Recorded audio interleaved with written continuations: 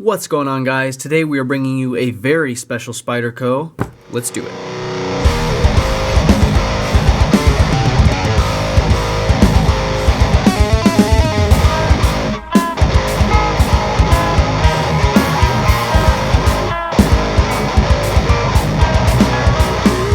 Welcome back to the channel, everyone. Thank you so much for tuning in. Today I'm bringing you my first St. Nick's Knives exclusive Spyderco.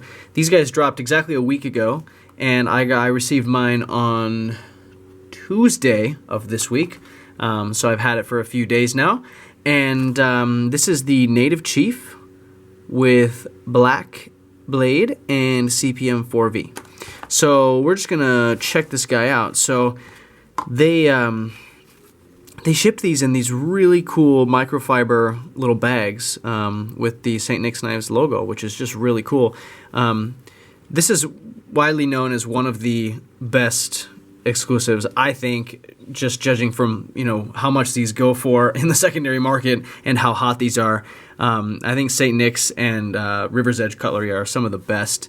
But of course, there's plenty of dealers out there that have phenomenal exclusives, so that's not to say that they're the only good ones, but they just do such a good job, and I think this is part of it. They came with some a cool sticker, this great little bag. I don't know, it's all part of it.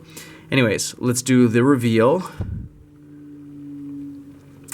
This guy is really cool, cooler than I actually expected. Came with the the standard Spyderco paperwork talking about the Cpm4v tool steel, very cool. And also came with a little silica gel packet, desiccant to keep the moisture away. But let's talk about this. So the Native Chief is a big knife. This is a 4.1, just shy of 4.08, I guess they say, but it's about 4.1 inch blade. It's big, and it's a big handle. Overall length is 9.1 inches, but it's actually relatively lightweight. And you don't think of a big knife like this as being a lightweight knife, but it is 3.9 ounces. Now, 3.9 ounces for a 4.1 inch blade, that's pretty darn good. And the reason being, there's actually no stainless steel liners in this. It's G10, and then it's got this steel lock bar here, and then the back spacer. So weight-wise, it's actually pretty comfortable, and it's very comfortable to carry because also it is pretty slim. And it's not like super slim, but the way the design is with the blade, it doesn't have the bump out that the PM2 does, and I'll show you size comparison here in a minute. But my first impressions of this thing is that it's actually more carryable and more pocket friendly than I expected, and it fits really well in the hand. So I'm going to get over to some things that I really like about it, but I'm going to first start with a little bit of a size comparison. PM2. And any knife that sort of dwarfs the PM2, is going to be a big knife, because the PM2 is certainly no small thing.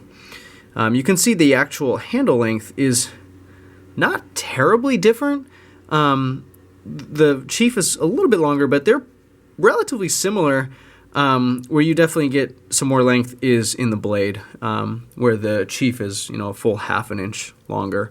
And your functional cutting length is going to be similarly about a half inch longer, because they have a very similar choil.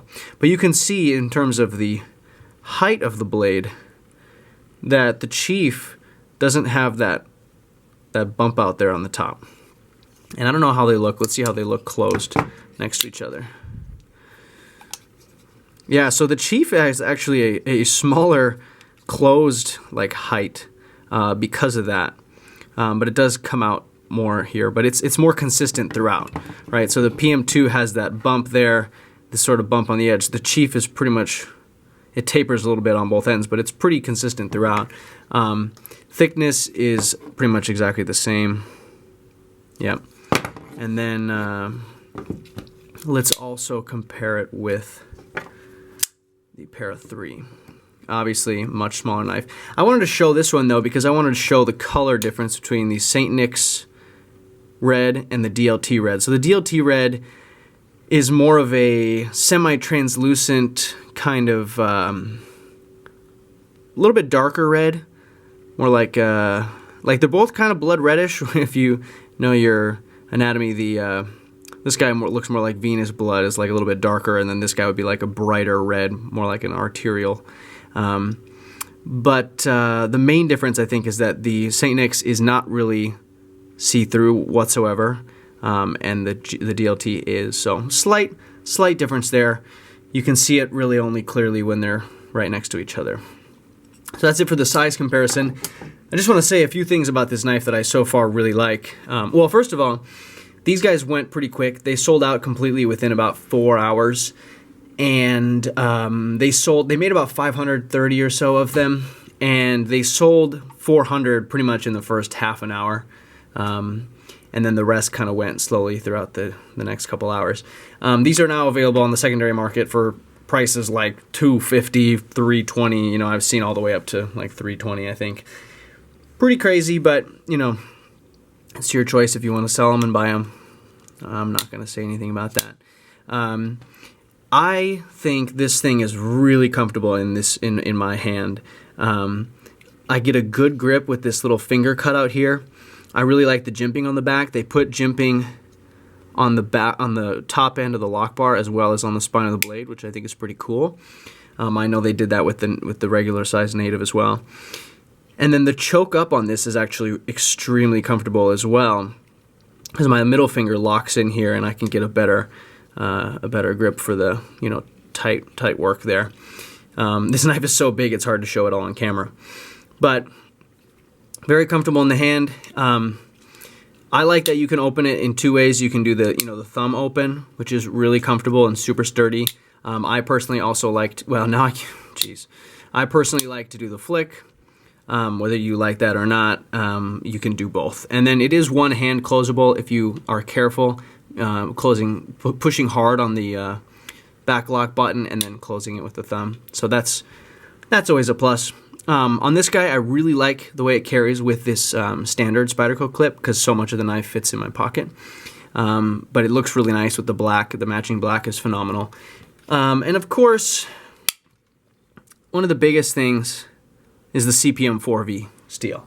Of course, pretty rare steel. Spyderco really doesn't do this. I think the only ones that they do with this steel is this family of exclusives. And from Outpost 76 data, he found that Spyderco heat treats their 4V to around 65 and a little higher, which I think is really good. I think that's a really good spot for this steel. It's pretty nice and hard, but not so hard that it's going to be really brittle, because it is a tougher steel. But then I think at that hardness, it's going to have really good edge retention as well. Definitely like that it's coated. It's going to help me with the rust, so that's great. But yeah, this knife is it's a really cool platform. I really like the sleek design when it's opened. It's a really long, super pointy blade, but I think in a steel like this, especially a tougher steel like this, it's going to be really well suited for a lot of tasks. So I wouldn't necessarily maybe want this very, very pointy tip in a brittle steel, so I like that it's a tougher tool steel. So I think that's really cool. Not too much else to say at the moment. I'll do a long-term review later on down the road once I start carrying it more. I've been carrying it consistently the past 3 days, but not too much use yet. So we'll see how it holds up and stands the test of time. I think I'm gonna love it. Let me know what you guys think of this knife in the comments. It's certainly a cool model. It's definitely good to have something different. I like that I'm kind of breaking into this native family now. There's a lot of cool options there. So that's all for this video. I hope you guys enjoyed it. Thank you so much for watching, and we'll see you in the next one. All right, take care.